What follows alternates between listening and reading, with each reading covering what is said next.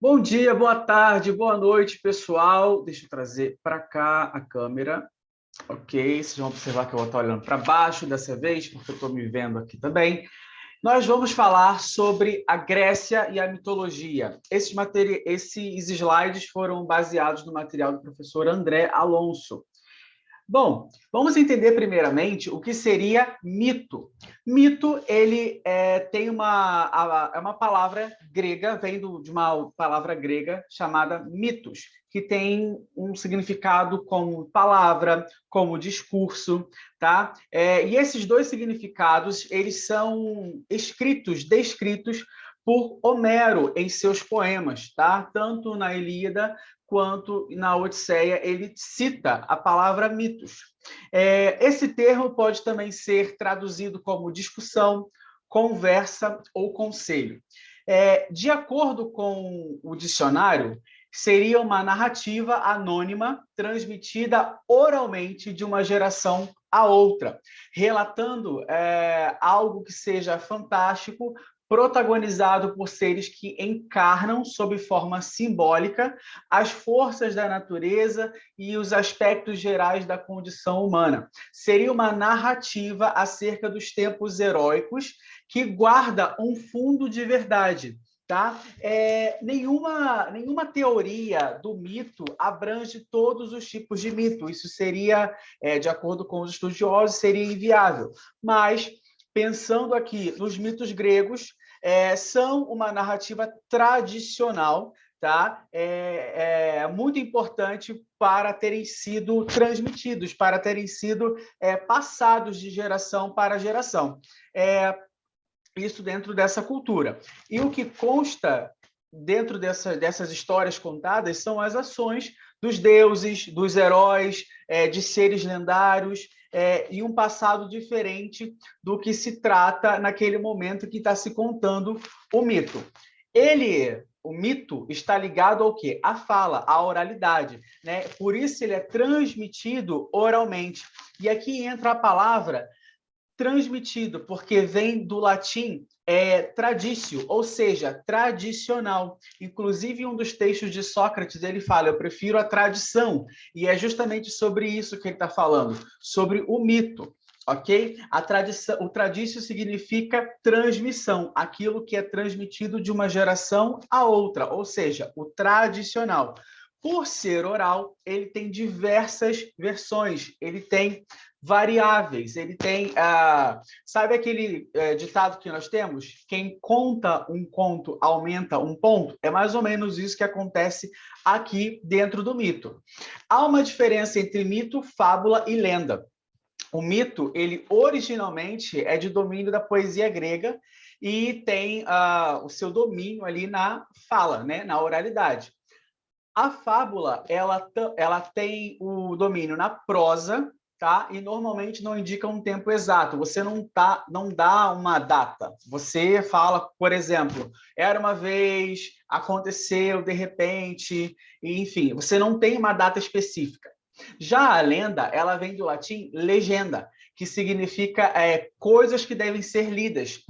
Logo, lenda está inserido num contexto letrado, composta por escritos e tem uma conexão com a realidade, uma base histórica real e é enriquecida com elementos imaginários. Então, a base dela é uma base histórica real, porém, ela é incrementada, enriquecida com elementos imaginários. Mas a principal diferença entre o mito e a lenda o mito, ele é oral. A lenda, ela é escrita, ela já é do contexto letrado. A natureza e a função do mito. Bom, vamos lembrar também que é importante ressaltar que a maioria dos gregos acreditava nos mitos, tá? A maioria deles acreditava nos mitos, mas tinha uma parte que não acreditava e que preferia buscar por conta própria uma explicação lógica, uma explicação humana. Mas Sócrates, ele fala que era muito cansativo fazer isso. Então, ele preferia se manter na tradição, ele preferia se manter dentro do mito. Sabe? A gente consegue ver isso um pouco na sociedade de hoje. Por exemplo, existem fatores que a gente recebe como cultural e a gente não busca conhecer o porquê. Um dos fatores, por exemplo, é a nossa própria língua portuguesa. A gente só adquiriu, a gente só tá aqui falando e ponto. A gente não busca, geralmente, não se busca entender de onde veio, qual é a origem, o porquê, qual é a explicação lógica, porque é muito cansativo, é muito trabalhoso. É nesse sentido aqui que ele está falando sobre os mitos. Isso foi uma comparação com a língua, mas não é exatamente a língua, porque a língua ela não é um mito, mas falando do contexto de história, mais ou menos isso. O mito tem uma função etiológica, ou seja, ele tenta explicar o universo e seus fenômenos, os seus mistérios, o Sol, a Lua, a origem do mundo, tá? Ele não explica cientificamente a realidade, mas ele representa a reação do homem frente ao desconhecido, a admiração, a surpresa do homem nisso. O mito e a filosofia, eles têm uma semelhança. Por quê? Porque eles buscam uma causa que explique aquilo que o homem não consegue compreender, né? E por isso eu coloquei aqui mito, filomito e filósofo. O termo filo, ele vem da palavra latina, de amigo, tá? Ou amante. E filomito é aquele que ama o mito. E, de certa forma, aquele que ama o saber, que ama o conhecimento, que também é traduzido como filósofo, tá? Por isso tem essa correlação. O mito, ele representa uma primeira etapa no processo de racionalização da cultura grega. Era uma forma de compreensão e explicação da realidade. O que acontece? Como eles transmitiam de forma oral, eles tentavam explicar, dentro desse contexto mitológico, os acontecimentos naturais, os fenômenos naturais, como surgiu o inverno, como o sol nasceu, todo esses acontecimentos, por que abriu, por que tem o mar, tudo isso era contado nessas narrativas mitológicas. Tá? Então, assim, com o passar dos anos e com o advento da escrita na Grécia, permite, então, o surgimento de um pensamento teórico abstrato. Tá? Então, nesse momento, com a introdução da escrita, começa a tirar um pouco o peso da memória de passar o que se sabe oralmente, de ter aquela obrigação de saber exatamente tudo, ter guardado na mente, começa-se a ter em textos escritos. Justamente aqui é a parte do remédio, do fármaco que Platão fala. Então, a gente tem uma relação entre a oralidade e o mito, de um lado, e a escrita e o saber filosófico e científico do outro. Eles se separam? Não, eles estão relacionados, porque é importante eu saber previamente algo, mas eu ter uma base escrita para poder passar isso, né? Isso é legal, é interessante. A gente percebe que Homero e Hesíodo, eles têm dentro de suas obras, um contexto mitológico, tá? Eles falam sobre vários mitos tradicionais que eram transmitidos oralmente, tá? Homero, de uma forma, Hesíodo já fala mais sobre os deuses, sobre Zeus, sobre as musas, né? Mas essa composição aqui a gente consegue perceber dentro da narrativa de Homero e de Hesíodo. Bom, o mito dos dois jarros de Zeus, aqui. É interessante porque tem uma passagem bíblica que fala que a cada dia cabe o seu mal. Mas aqui, na passagem do mito dos dois jarros de Zeus, acontece o quê? Que Zeus, em uma tentativa de explicar o sofrimento da vida humana, ele mostra mais ou menos como que todo homem vai sofrer. E existem dois jarros, e um jarro tem algo bom, em outro jarro algo ruim. E cada ser humano recebe uma porção disso. Mas isso depende, porque não é uma porção exata para cada um. Tem uma medida, tem uma proporção, e depende, isso varia de pessoa para pessoa. Então, e existe aquele ser humano que vai ser o azarado, que vai receber só o que tem de ruim. Tá? Então, esse é o mito dos dois jarros de Zeus. Já o mito de Pandora fala sobre a criação da mulher. Tem dois momentos. Ele fala da criação da mulher e ele fala sobre quando Pandora abre a caixa de Pandora e deixa sair todos os males. Mas vamos comparar aqui a criação da mulher nesse mito com a criação da mulher do livro de Gênesis, da parte cristã. Pandora, ela é criada como um castigo para o homem. Ela é criada por motivos não bons, por motivos ruins. É como se fosse, olha, vocês receberam algo aqui, então toma a mulher aí para lascar com a vida de vocês. É algo negativo, tá? E isso acontece ao contrário na Bíblia. Na Bíblia, a mulher ela é criada para ser a ajudadora, para estar ao lado do homem, para auxiliar, não só para auxiliar como submissão, tá? Não é esse o ponto. É auxiliar de ajudar, de tornar o homem feliz, de completar. Aqui a mulher ela é vista no mito de Pandora, ela é vista como algo ruim, como algo que vai destruir o homem, que vai fazer o homem perder a vida, que ele vai, enfim, vai trazer a lascívia e etc. E também, quando Pandora recebe a caixa, tem essa caixa de Pandora, ela abre e deixa sair todos os males pelo mundo e só sobra a esperança. E é um ponto que todo mundo pensa, mas esperança é algo negativo? Dentro desse mito, a gente considera a esperança como algo trazendo a irrealidade. Você não conseguir enxergar o que é real, o que está... tentar sempre... eu tenho esperança de que tudo vai mudar. Eu tenho esperança e é esperança, é só esperança, você não toma uma atitude, você não tem uma ação. É nesse ponto que a gente precisa entender a palavra esperança dentro desse contexto. Tá? E nós temos também os mitos para explicar o mundo, como por exemplo, a situação do inverno, como eles explicam o inverno, que é o mito falando sobre Deméter e a filha dela, Persífone, se eu não me engano, não sei se a pronúncia está correta. Mas o que acontece? Persífone é filha de Zeus e Deméter, e ela estava... Deméter é a deusa da fertilidade e da agricultura. Persífone, eu não sei, perdoem se estiver errado. Ela estava, enfim, não sei se brincando, enfim, curtindo, vamos colocar assim, curtindo, e ela é raptada por Hades. Tá? Quando Deméter percebe que a filha dela sumiu, ela começa a procurar a filha dela, e fica muito triste. E busca a filha durante 9 dias, encontra com... Eu vou explicar da forma que eu entendi, tá, pessoal? Encontra com o deus do sol, o Hélio, e pergunta qual foi ali, o que aconteceu, qual a problemática da situação.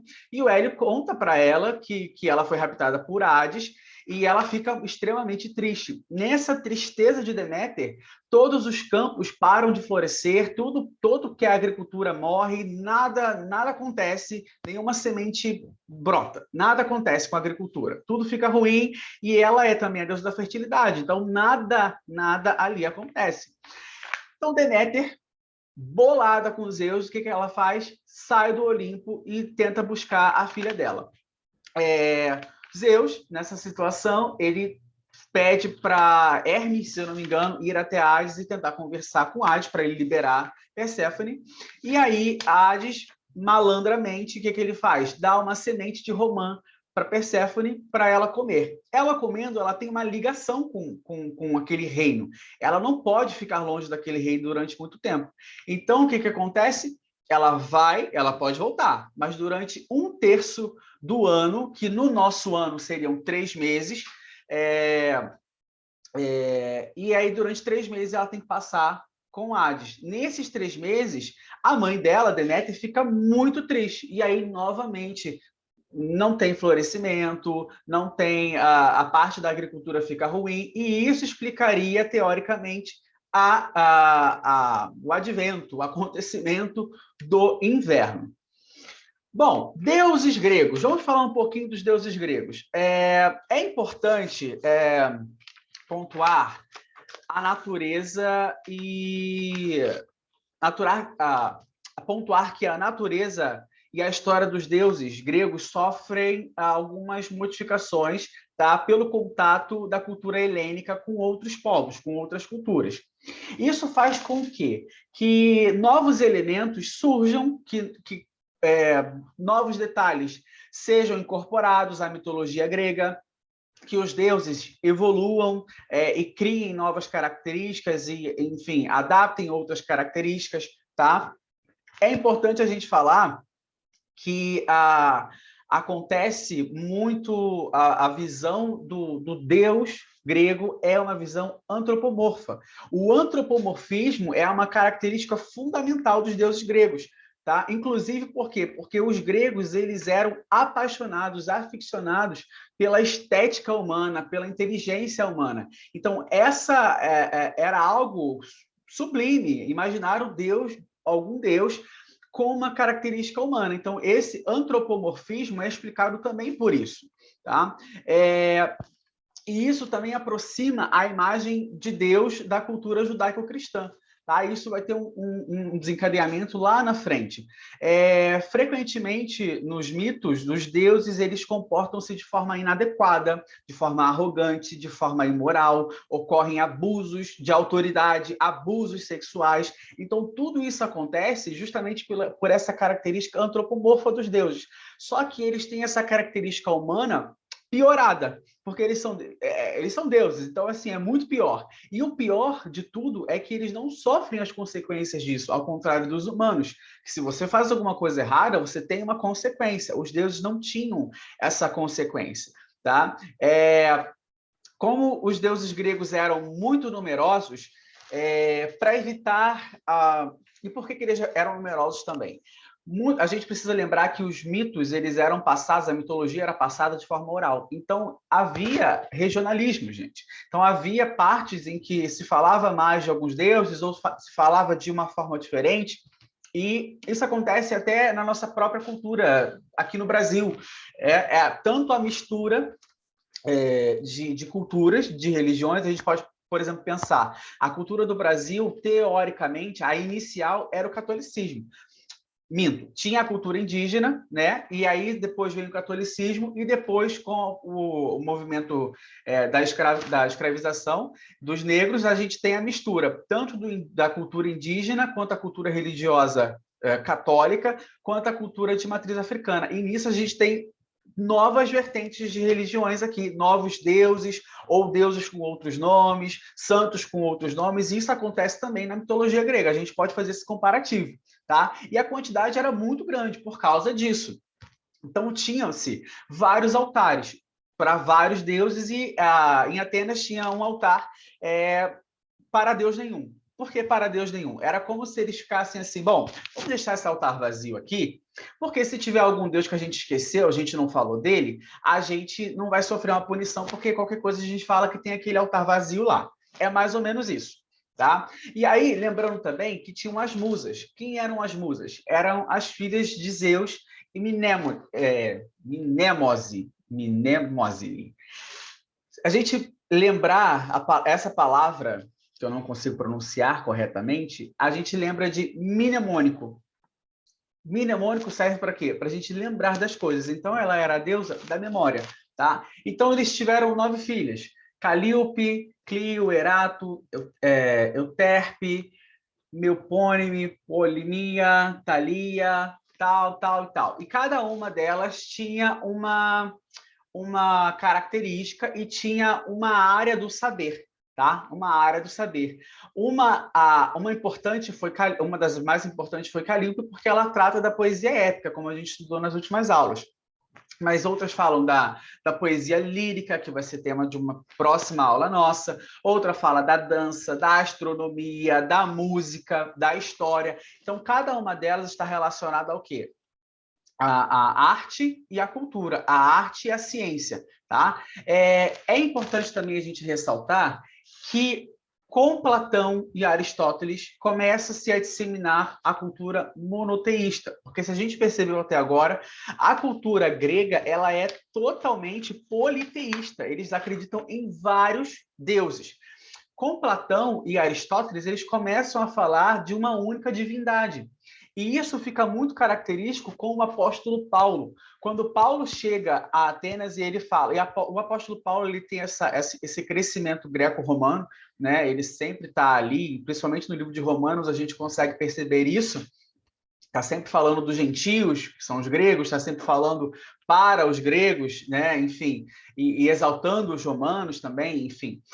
Mas quando ele vê aquele altar, ele fala, o altar vazio, que lembra que eu falei do altar vazio para qualquer outro Deus? Ele fala que ali se estabeleceria o altar do Senhor, um único Senhor.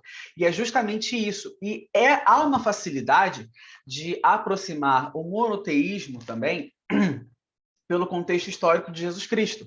Tem todo esse contexto, porque o homem, o Deus que se fez homem. Então, há essa aproximação cultural,